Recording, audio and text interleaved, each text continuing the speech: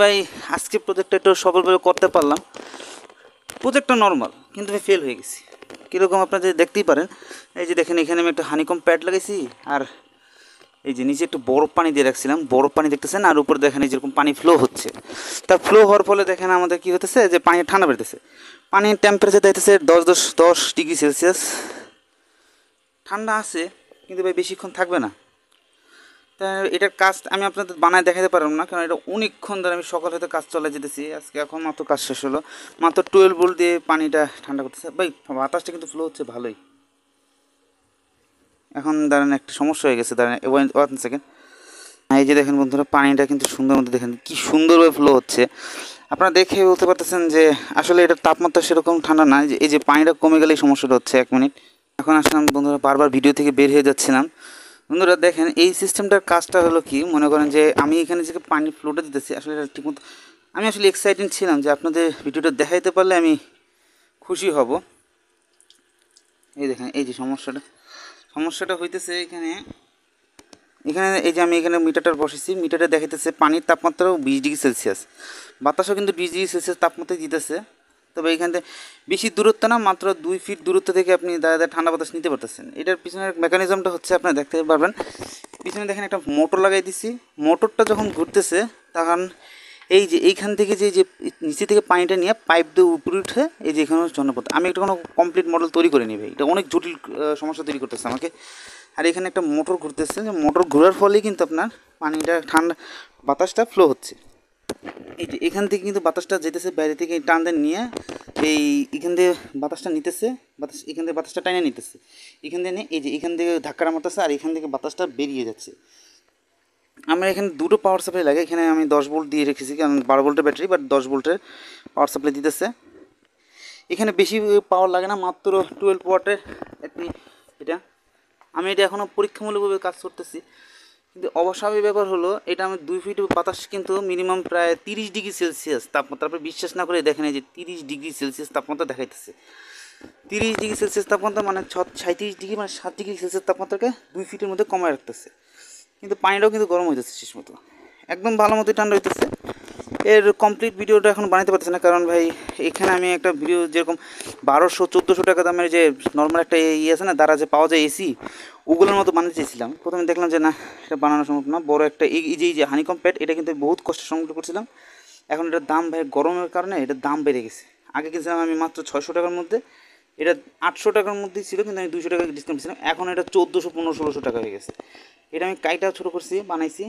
এখানে কিন্তু ঠান্ডা বাতাস আছে, মানে একজন মানুষের যদি মনে করেন আমরা অনেক সময় মোবাইলে কাজ করি বা গেমস খেলি বা এই একটু ছুঁয়ে থাকে সামনে, তাহলে কিন্তু আপনার চাইলে এই সিস্টেমটা বানাতে পারেন। আমি এখন একটা কমপ্লিট মডেল বানিয়ে নিই। এই যে এখানে দেখেন যে পানিটা পড়তেছে না, এই সমস্যাটা আমি ভুগতেছি, পানি আউট হয়ে যেতেছে।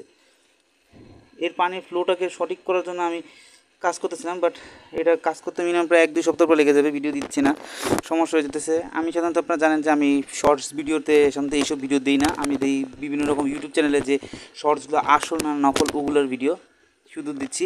আর লং ভিডিওতে আমি ইলেকট্রনিক্স এবং অনেক রকম ছোটোখাটো কাজও কম প্রমাণস্বরূপ এরকম দেখাই। এখন দেখতে পাচ্ছেন যে এখানে কিন্তু তাপমাত্রা ঠিক আছে, কিন্তু এটা এমন না যে ভাই এসির বাতাস দিতেছে। পুরো মনে করেন 30-31 ডিগ্রি সেলসিয়াস তাপমাত্রা আনতে পারছে, 37 থেকে 40 থেকে। খুব অল্প পাওয়ারে চলতেছে ভাই, মাত্র 12 ওয়াটে ফ্যানটা চলতেছে, আর একটা ওয়াটার পাম্প। এই যে ওয়াটার পাম্পটা চলতেছে দেখতেছেন, এই যে এখানে ওয়াটার পাম্প আছে, এই ওয়াটার পাম্পটা চলতেছে। এটা যখনই মনে করেন ভেপারাইজ হইতেছে, পানিটা ঠান্ডা বাতাস হইতেছে, কিন্তু এটা আমার কাছে একটু জটিল হচ্ছে। আমি এটা এখন নিয়ে কাজ করতেছি, ইনশাল্লাহ এটা দিয়ে আমি আরও ভালো একটা প্রজেক্ট বানাই। দেখো এসি আসলে আমি একটা বড় একটা সাইজ বানানোর দরকার ছিল, কিন্তু বিভিন্ন রকম ফ্যান ট্রাই করছিলাম, ফ্যানে মনে করেন ব্যালেন্স হচ্ছিলো না, ব্যালেন্স না হওয়ার কারণে ফ্যানটা কাঁপাকাঁপি করতেছিল বিভিন্ন ভোল্টেজ। কিন্তু আপনার একটা কথা মনে রাখেন, যখন ফ্যান বা আমি যেমন এই পিছনে যে এই ফ্যানটা যে ঘুরতেছে না, এই ফ্যানটা কিন্তু আমি একটা ফ্রিজের মোটর ছিল, আমি ফ্রিজের ফ্যানটা বাই করে ফেলছি, যার কারণে এটা স্মুথলি ঘুরছে, নয়তো কিন্তু এটা কম্পন হইতেই থাকতো। এরপর আমি এই যে ভিতরে যে মোটরটা, এটা আমি নিজে পাম্প বানাইছি, কিন্তু ভিডিওটা দিতে পারিনি, কারণ এটা খুবই পাওয়ারফুল পাম্প। দেখেন যে পানিগুলো যেমনি করে সে টানতেছে, দেখি বুঝতেছে সে অনেক পাওয়ারফুল। এখন এটা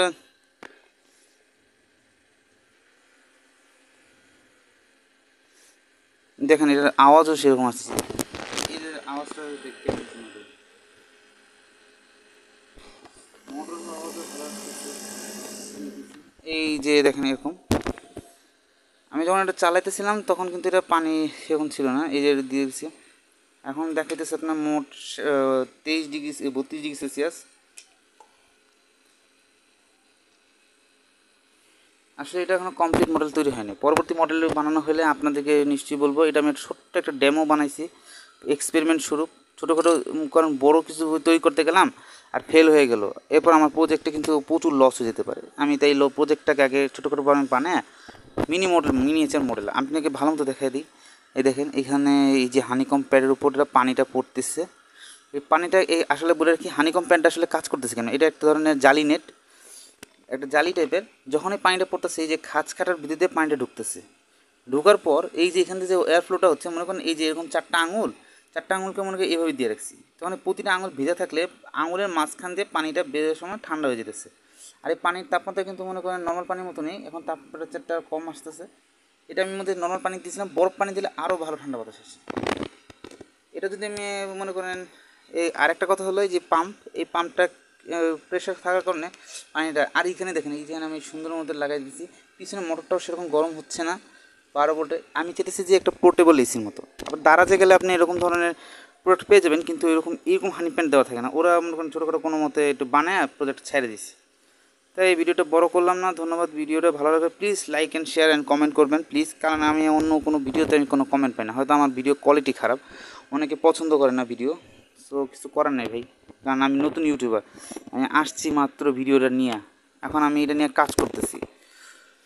সো যদি কমপ্লিট বানাইতে করতে পারবি তাহলে ভাই আমি আপনাদেরকে নিশ্চয়ই দেখাবো। এখন এটা কমপ্লিট হয় না, দেখেন এটা অনেক জায়গায় ফাঁক ফোকর আছে, পানি পড়তেছে, পানি অবস্থা খারাপ, আর হানিকম নিউ হওয়ার কারণে পানিটা হলুদ হয়ে যেতেছে।